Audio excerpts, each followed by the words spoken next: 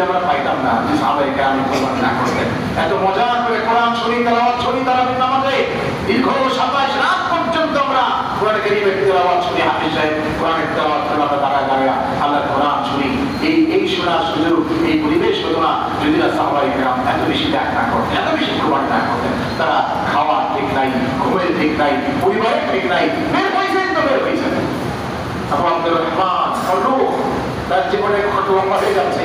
আবু আব্দুর রহমান ফররুখ একজন তাবী ছিলেন, মদিনার জীবনে তাবী। তার জীবনের অনেক লম্বা ঘটনা আছে। তিনি বাড়ির থেকে বের হয়েছেন, বিবি ছিল অসুস্থ, মানে সন্তান সম্ভব না। তিনি প্রেগন্যান্ট ছিলেন। তার স্ত্রীকে বললেন আমাকে তো যেতে হবে দূর দেশে, একটা কাফেলা তৈরি হয়েছে আল্লাহর পথে, নিজের পথে জিহাদ হবে, দাওয়াত হবে, এই দাওয়াতি কাজে বের হয়ে যেতে হবে। অতএব বিবি তোমার কি পদ্ধতি, তো এখানে আসছো, এখন আত্মীয় স্বজন নাই, অন্য এলাকার থেকে এসে বসতি করছে, নতুন মানুষ। তুমি কেবল বিবি তুমি কি বলো, তুমি যদি বলতে যাবো না গেলে তুমি এই অবস্থা তোমাকে রেখে দিতে অসুস্থ। কি বললেন আল্লাহর পথে আপনি যাবেন, আল্লাহর দ্বীনে দাওয়াত দিবেন, আল্লাহর দ্বীনে জিহাদে আপনি যাবেন, মানুষের কাছে আল্লাহর দ্বীন পৌঁছানোর কাজ করবেন আপনি। আর আমার কি এটা নিয়ে আমি আপনাকে বাধা দেব? আমার দেখা দিতে আল্লাহ বাধা দেবেন। আল্লাহু আকবার। আমার চিন্তা আপনাকে করতে হবে। আপনি বের হন, জলদি প্রস্তুত হন, আপনি কাফেলার সাথে চলে যান। সাহাবী আব্দুর রহমান, আবু আব্দুর রহমান ফররুখ বের হয়ে গেলেন কাফেলার সাথে।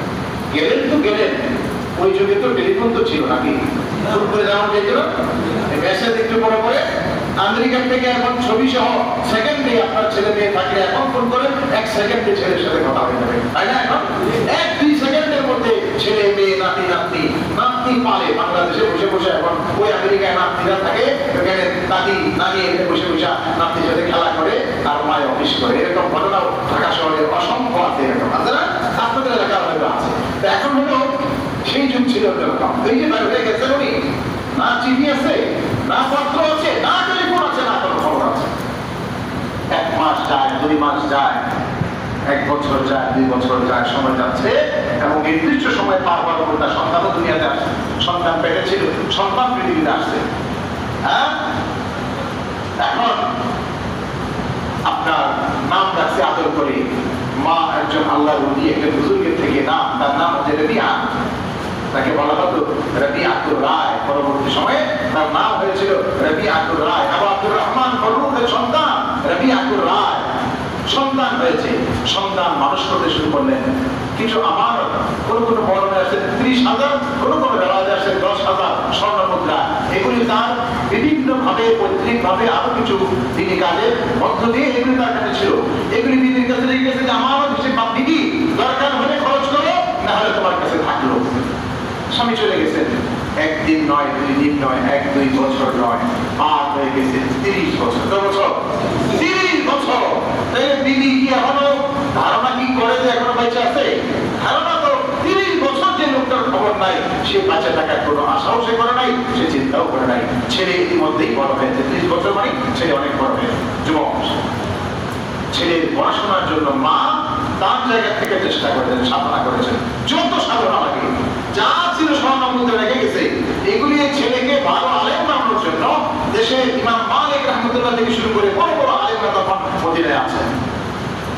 তো সেই সময়ের কথা, সেই যুগের যারা বড় আলেম ছিলেন তাদের কাছ থেকে তিনি ইলম শিক্ষা করেছেন, বিভিন্ন বিষয়ে তালিম তিনি গ্রহণ করেছেন, গ্রহণ করে বড় আলেম হয়েছেন। 30 বছর পরে হঠাৎ কোন এক রাতে সে আবু আব্দুর রহমান জওয়ান থেকে যৌবনে বের হয়েছিলেন, বুড়া হয়ে গেছেন। তখন যদি ওনার বয়স ছিল 30, তখন হয়ে গেছে 60, মনে করেন 60 বছরের বৃদ্ধ তিনি আসছেন। খুঁজতে তার মহল্লা চেঞ্জ হয়ে গেছে, অনেক কষ্ট হয়েছে, বাড়ির খোঁজ খবর পাইয়া এক সময় বাড়িতে ঢুকছেন। বিভু ছিলেন না, কেউ ছিল না, সন্তানও ছিল না।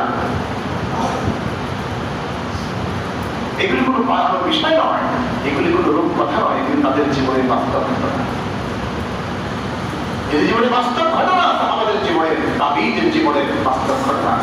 ঘরে যখন ঢুকে বা ঢুকতে যাচ্ছেন উঠানে, তিনি ঘোরাঘুর সভা, কারো পাগড়ি মাথা, মুজাহিদ আল্লাহ দিয়ে ওরা ঢুকলে পরে উঠানে যখন গেছে তার বাড়ি, যুবক ছেলে, তার ছেলে বেঁধে আসে, শুনছে ঘোরা ঠক ঠক করে ঢুকতেছে। তো এসেই যুবক ছেলে ধরে গেছে, খবরদার দাঁড়াও, কে এই সীমানায় অনুমতি যারা প্রবেশ করেছে আরেকবার অগ্রসর হবে না, খবর দাও, দাঁড়িয়ে যাও। তিনি ধমকে দাঁড়ালেন, কথা বলতে লাগলেন, বললেন তোমার বাড়ি কিসের? বাড়ি তো আমার। না সম্ভব, তোমার কিসের বাড়ি? আমার বাড়ি, আমি থাকি এখানে, আমার মা থাকেন, আমরা থাকি। তুমি করতে গেছো, কি পরিচয়? মুসাফির। কথা বলো তুমি কে? অন্ধকার, আচ্ছা আচ্ছা অন্ধকার। কেউ কেউ ছেলে তো বাবাকে চেনার কথাও না। আসলে বাস্তব কথা হলো ছেলে বাবা কথা হচ্ছে, কথোপকথন হচ্ছে এবং হটপট হচ্ছে, উত্তপ্ত বাক্য বিনিময় হচ্ছে। মা হয়তো বিশ্রামে ছিলেন, একটু পরে আওয়াজ হচ্ছেন যে দুজনের মধ্যে কি যেন কথা হচ্ছে, খুব কম মানে উত্তপ্ত বাক্য বিনিময় হচ্ছে, একজন আরেকজনকে ধমকের মতো কথা বলছেন। মা বের হয়ে আসছেন, একটু আরাম রিল্যাক্সের পারে না। দেখে দেখেন এই মানুষটি আর কেউ নয়, সেই 30 বছর আগে ঘর থেকে বের হয়ে গেছিল আল্লাহর পথে। সেই মানুষটি 30 বছর পরে তারই স্বামী, তার আওয়াজ শুনে, স্বামীর আওয়াজ দেরি হোক যাই হোক, স্ত্রী কিন্তু বুঝতে পারে। গলার একটু কাশি দিলেও ভেতরে স্ত্রী কিন্তু বুঝে যে আমার হাজবেন্ড সে দরজায় দাঁড়িয়ে আছে।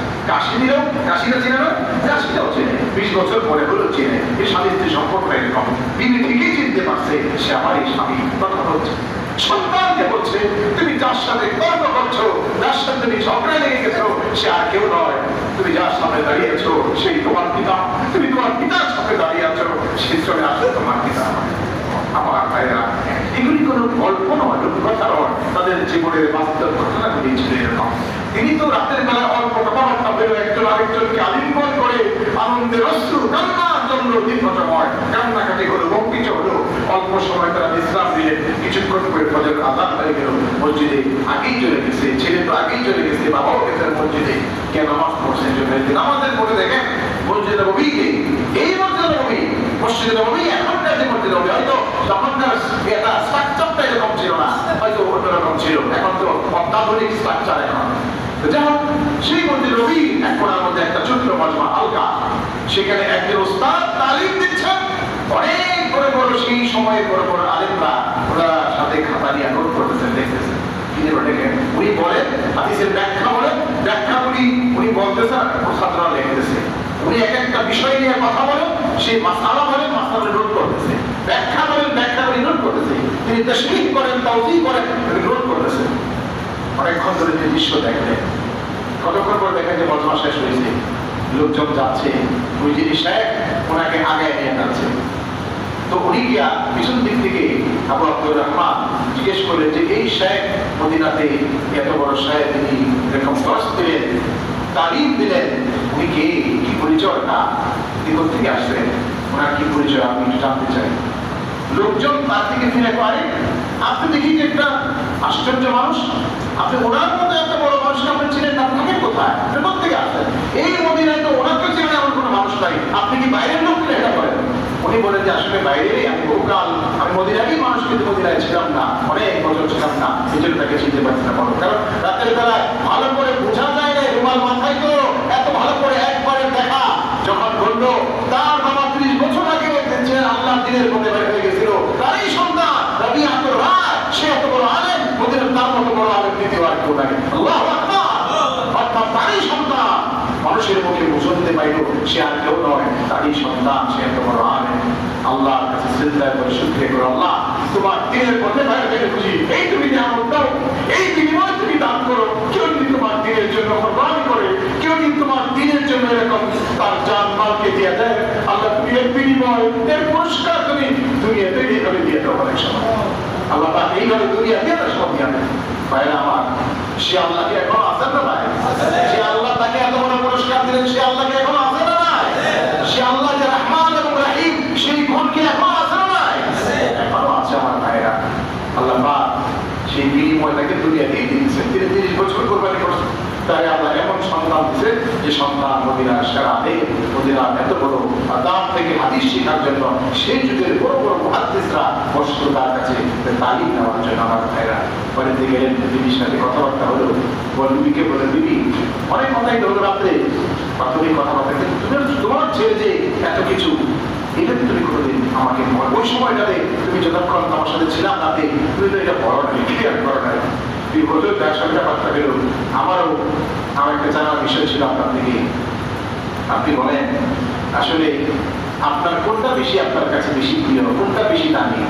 আপনি যে আমার কাছে ওই যে 10,000 স্বর্ণ মুদ্রা, ওটা বেশি দামি নাকি সন্তানটা বেশি দামি, কোনটা আপনার কাছে বেশি প্রিয়, কোনটাকে আপনি প্রাধান্য দেবেন, এটা আমি শুনতে চাই আপনার মুখ থেকে।